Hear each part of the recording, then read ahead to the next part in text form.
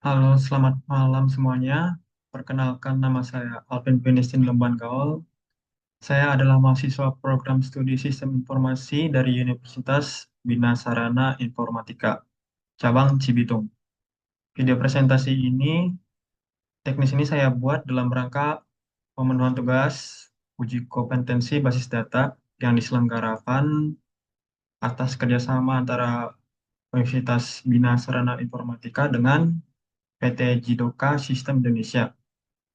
Pada kesempatan kali ini, kelompok kami memilih tema A, yaitu desain database yang scalable dan lini waktu normalisasi.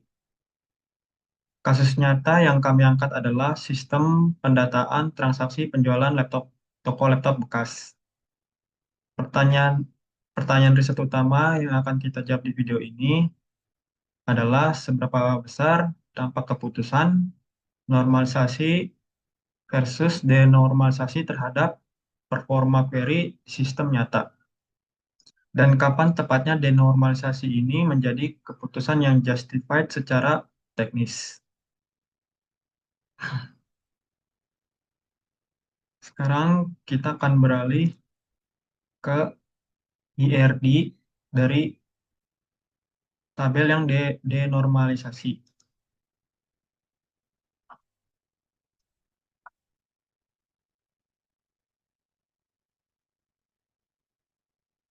Sebelum masuk ke demonstrasi pada database manager, mari kita bedah terlebih dahulu arsitektur datanya secara konseptual. Di layar saat ini kita bisa melihat sebuah kondisi awal skema database yang sangat berantakan atau mengalami denormalisasi ekstrim. Seluruh data mulai dari nomor nota, tanggal, nama, pelanggan, alamat, spesifikasi teknis laptop seperti prosesor dan RAM, hingga subtotal harga, semuanya dipaksakan masuk ke dalam satu tabel tunggal bernama denorm laptop sales. Desain satu tabel seperti ini sangat cacat dalam dunia industri karena tiga alasan utama. Redundansi data pelanggan. Jika pelanggan bernama Budi Santoso melakukan pembelian berkali-kali, maka nama, alamat, dan nomor tokonya akan ditulis berulang-ulang di setiap baris transaksi. Ini memboroskan ruang penyimpanan. Yang kedua, redundansi data spesifikasi. Tipe laptop yang sama harus ditulis berulang kali spesifikasi teknisnya, seperti jenis prosesor dan kapasitas RAM, setiap kali laptop tersebut terjual.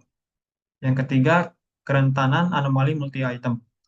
Ketika pelanggan membeli dua jenis laptop berbeda dalam satu nota yang sama, primary key note transaksi terpaksa ditulis dua kali. Ini melanggar hukum keunikan primary key.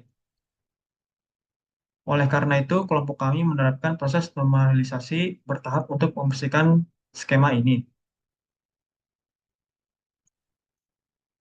Ini adalah IRD yang telah ternormalisasi.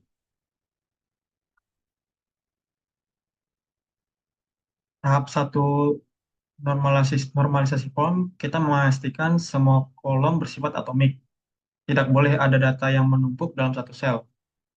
Tahap 2 normalisasi form, kita menghilangkan partial dependency, kolom spesifikasi laptop dipisahkan ke tabel laptop, dan identitas pelanggan dipisah ke tabel pelanggan karena mereka tidak bergantung pada nomor transaksi. Tahap ketiga normalisasi form, kita menghilangkan transitive dependency agar transaksi multi-item aman. Kita memecah struktur transaksi menjadi tingkat header, yaitu tabel barang keluar, dan tingkat detail, yaitu tabel detail keluar. Hasil akhirnya terbentuk struktur database relasional yang ideal dan konsisten.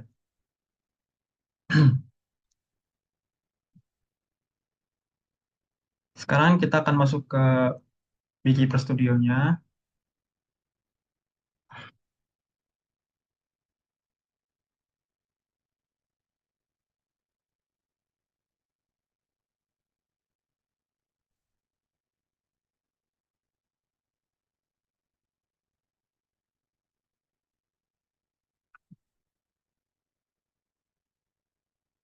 Sekarang kita beralih ke pembuktian praktis di Tools Database Manager.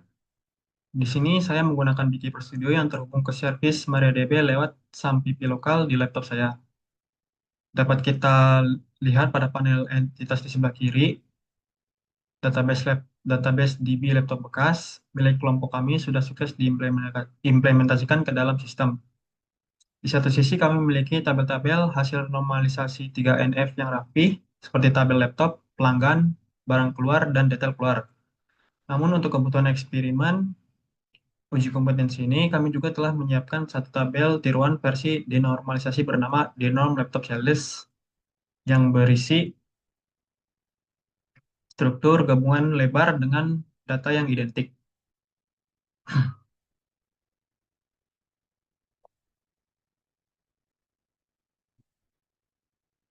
Mari kita buktikan poin subtopik wajib berikutnya, yaitu visualisasi dan demonstrasi anomali update. Kita ambil sebuah studi kasus nyata di industri retail. Pelanggan kami yang bernama Budi Santoso pindah rumah dan datanya harus diperbarui di sistem. Pertama, saya akan mengeksekusi perintah query update alamat pada skema denormalisasi.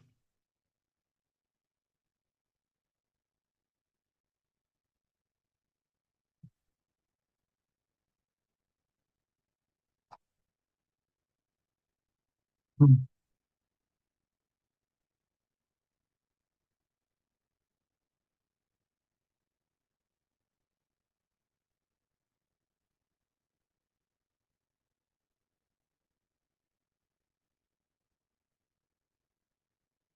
Perhatikan pada kolom informasi di bawah. Database terpaksa melakukan penyisiran dan mengubah banyak baris sekaligus hanya untuk satu orang pelanggan. Jika pelanggan ini sudah bertransaksi ribuan kali selama bertahun-tahun, maka ribuan baris data histori transaksi lama ikut diubah secara paksa. Hal ini sangat berbahaya karena jika koneksi server terputus di tengah jalan, akan terjadi inkonsistensi data serius di mana sebagian alamat berubah dan sebagian lagi tidak. Sekarang mari kita bandingkan dengan skema aslinya yang sudah ternormalisasi.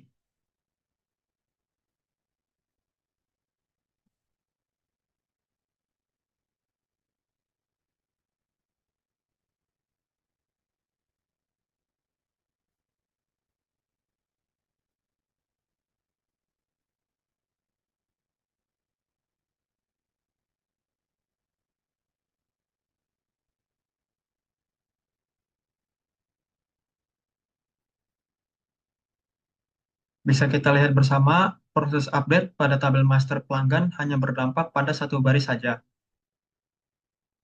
One row affected, jauh lebih cepat, aman, dan efisien. Berkat relasi foreign key, saat kita memanggil riwayat transaksi Budi Santoso, alamat barunya otomatis akan langsung merefleksikan seluruh sistem secara konsisten.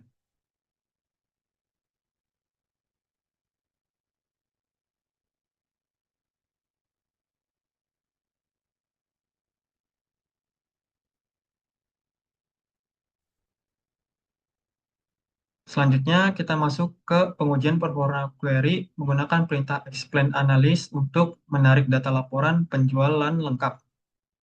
Pertama, kita jalankan explain analysis pada databel denormalisasi denom laptop sales.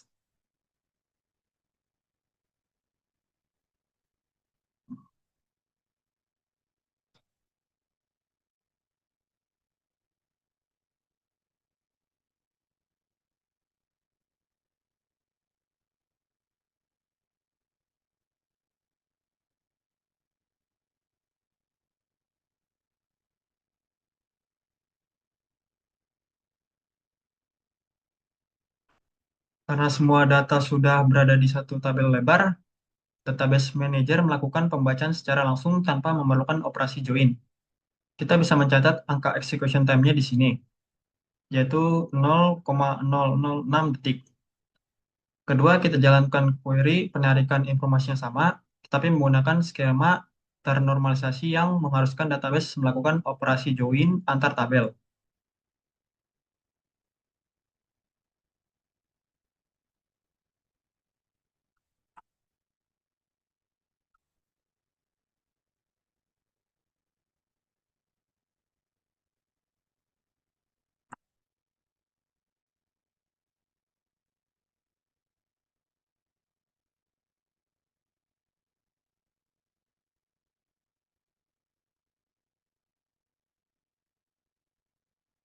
Di layar bisa kita lihat hasil execution plan-nya secara live. Database melakukan scanning dan mencocokkan baris antar tabel menggunakan strategi join. Pada skala data kecil seperti data contoh ini, perbedaan waktunya mungkin hanya dalam hitungan milidetik.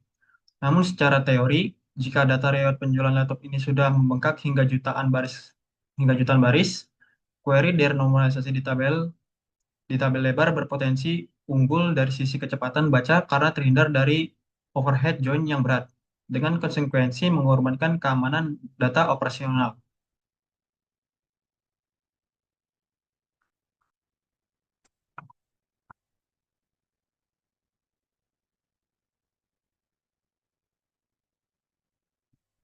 Dari seluruh rangkaian eksperimen teknis yang telah kelompok kami lakukan, berikut adalah kesimpulan yang bisa diambil untuk dunia industri.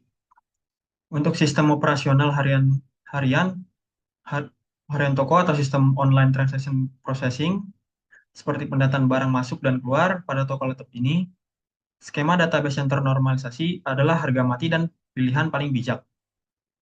Prioritas utama kami pada sistem operasional adalah menjaga integritas, keamanan, dan mencegah terjadinya anomali data seperti yang sudah kita buktikan tadi. Keputusan untuk melakukan denormalisasi baru dirasa justified atau masuk akal secara teknis apabila kita sedang membangun sistem dashboard, pelaporan analitik, atau data warehouse, di mana pada sistem tersebut datanya bersifat read-only, hanya dibaca, dan membutuhkan kecepatan query yang sangat tinggi. Demikian presentasi tugas akhir video teknis kompetensi basis data dari saya. Seluruh file query SQL yang digunakan dalam demonstrasi ini telah saya lampirkan pada link GitHub di dalam bekas README. Terima kasih atas perhatiannya, dan sampai jumpa.